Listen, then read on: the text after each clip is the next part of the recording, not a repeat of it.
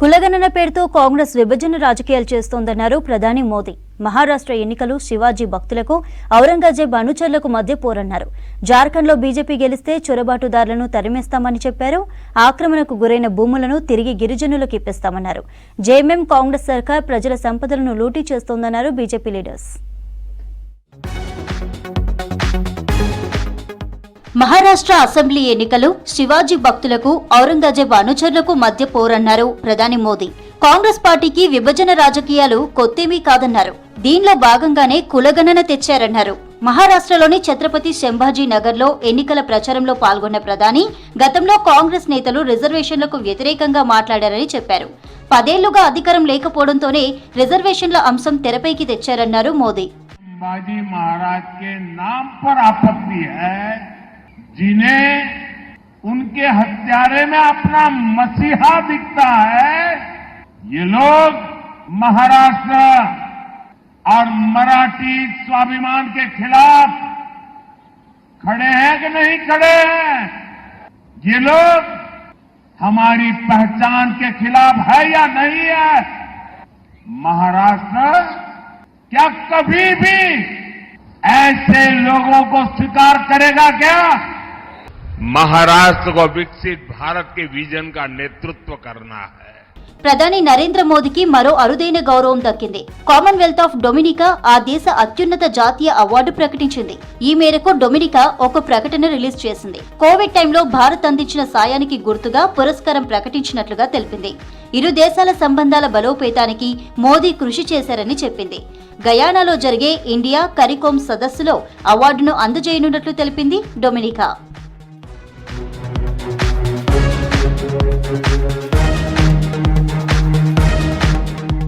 జార్ఖండ్లో బీజేపీ గెలిస్తే అక్రమ చొరబాటుదారులను తరిమేస్తామన్నారు కేంద్ర మంత్రి అమిత్ షా. ఆక్రమణకు గురైన భూములు తిరిగి గిరిజనులకు ఇప్పించేలా కొత్త చట్టం తెస్తామన్నారు.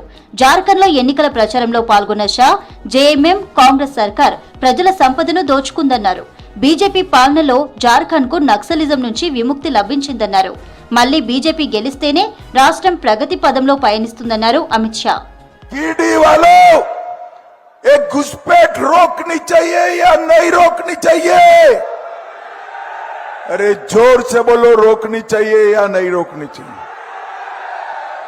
एक घुसपैठ ये झारखंड में आते हैं, हमारी बोली बाली बच्चियों से दूसरी शादी, तीसरी शादी, चौथी शादी करते हैं और उनकी जमीन हड़प लेते हैं, जमीन हड़प लेते हैं.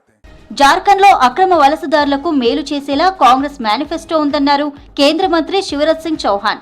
రోజు రోజుకు పెరుగుతున్న బంగ్లాదేశీయుల వలసలతో దళిత గిరిజనులకు నష్టం జరుగుతోందన్నారు.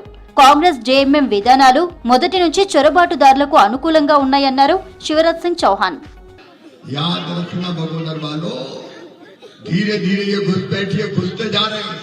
हमारी जमीन पे कब्जा कर रहे हैं, बच्चों के रोजगार पे कब्जा कर रहे हैं, हमारी बेटियों को बेइज्जत कर रहे हैं.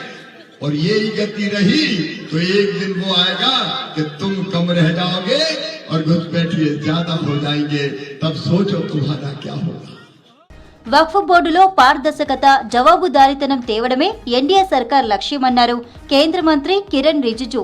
దీనిలో ఎలాంటి రాజకీయ లబ్ధి ఆశించడం లేదన్నారు. ముస్లింలలో నిజమైన పేదవారికి న్యాయం చేయడమే ప్రభుత్వ లక్ష్యమన్నారు. జేపీసీ మీటింగ్ లో సానుకూలమైన నిర్ణయం వస్తుందన్నారు Kiran Rijiju. The Waqf Amendment Bill as a political matter, then you may not come into any logical conclusion. Because our intention is not political. Our intention is to provide justice to the needy people within Muslim community and for the country in a larger way. From the Sunni community, I have received huge representation in the past 1 week also. And from the Shias also, from other backward communities within the Muslims, they have welcomed this move and we are very committed to go ahead. ఇక Maharashtra, Jharkhand assembly ఎన్నికల్లో BJP అగ్రనేతలు విస్తృతంగా ప్రచారం చేస్తున్నారు. NDA గెలిస్తే అమలు చేసే పథకాలను ప్రజలకు వివరిస్తున్నారు కాషాయ లీడర్స్.